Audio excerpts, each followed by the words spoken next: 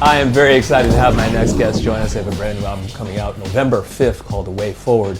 It's folks of Nation of Language. Aiden, Hello. Ian, Michael. Hello. Hello. Thank you so much for your time. I really appreciate it. Yeah, of course. Thank you for your time. And welcome to San Francisco as a collective. Thank you. Thank you. It's been a long time. Indeed. 2 years or so. Yes. On the nose, almost. Oh, really? Yeah. The last time we were here was around Halloween 2019. And how was that experience being in San Francisco during Halloween?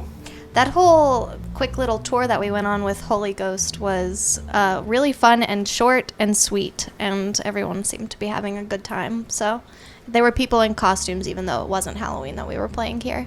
Did you dress up? Did you mark the occasion? No, we did not. We've never dressed up on stage Really? in costume. I mean, well, we were going to be doing a whole lot of touring, but then all of a sudden nobody was doing any touring, so the opportunity didn't present itself. That's true. This But- year we might. Yeah, this We year. just might.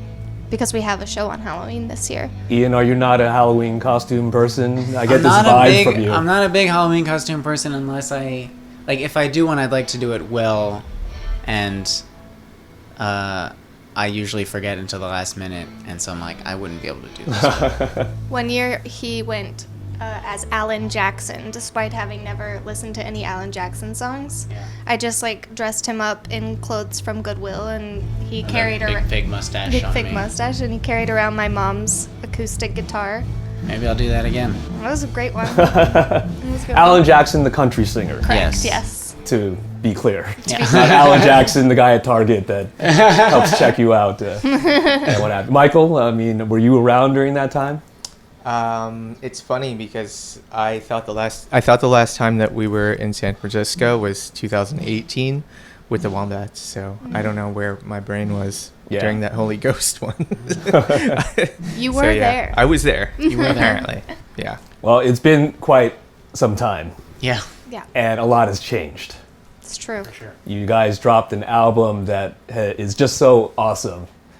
Thank you for making this album. Thank you. For myself, because I'm such a fan of that sound, the 80s throwback synth pop sound, and obviously the references of OMD and so forth and so on. But you guys have definitely made it into your own sound. To have dropped an album that you worked so hard for, tour a few dates, and then get told to go home. What was your reaction? We were pretty down in the dumps, I'd say. It was like a very bleak time. Well, at first we thought it was just a couple weeks, so we pushed our album a couple weeks, and then a couple more weeks, and then it became clear that it was just not going to happen for a long time. So we accepted that and sort of thought, without being able to tour this show with the energy that we bring to a live show, that it would be, kind of like, oh God, it's all over. We were very pessimistic. But then things turned out very differently from that. Like, a lot of the fans that we have now were made after we released the album over the pandemic because of the support we got over radio and on blogs. And those fans have been coming out to these shows and buying tickets. It's been wild to see the sea of people that we've never met before singing along with the songs. It's been truly moving. So it turned out a lot better than we thought it would, frankly. It's got to be a trip because in a way it's nostalgia for a lot of us. And I include me in the us, Yeah. in the fans side of things, where it's music that basically we were introduced to, stumbled upon, whatever it may be.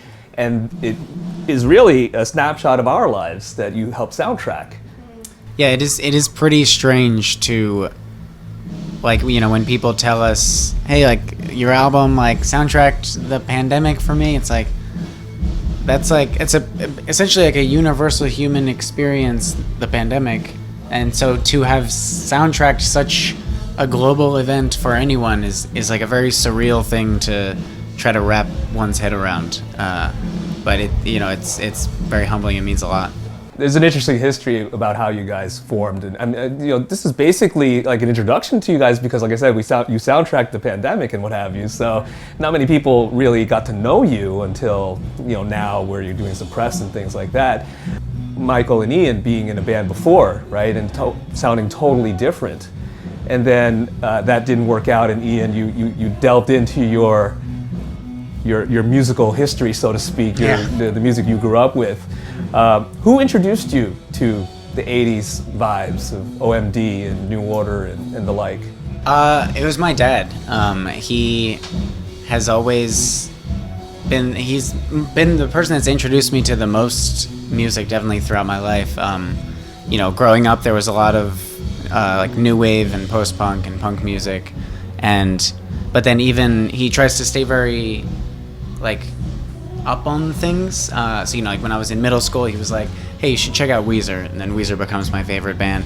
Then I'm in high school, he's like, "You should listen to Arcade Fire, and here's Interpol, and here's Belle and Sebastian," and all of these things just end up, you know, informing so much of how I approach music as I'm writing. So out of all of those bands, was OMD the favorite that really resonated with you? Well, it was just that they have a song, Electricity, which just when I was very young would kind of be on in the background a lot, but I never really, you know, I was like a little kid, so I never really noticed it.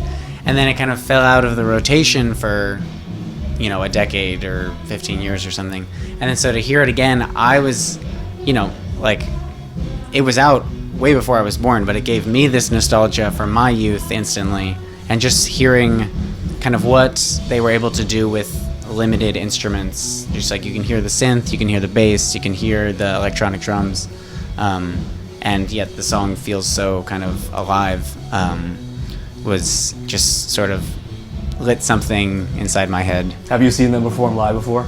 I saw them in Central Park, I guess 2 or 3 years ago, and it was great. They have like such energy. It's really great. I touched on the previous history between Ian and Michael here, and so Michael, when Ian presented this material, or I'm sure he was sharing some of the material, was there any hesitation in terms of like moving from one style to another? No, not at all. I think it was pretty natural because even being in the old band together, we were always kind of into 80s music anyway, and we would try to kind of bring in 80s influences and like guitar lines into the other band. So yeah, it was just pretty natural. Like when that band sort of broke up, it just kind of made sense to just start something new. You have the new album coming out, A Way Forward, and it's fresh on the heels of the release from last year.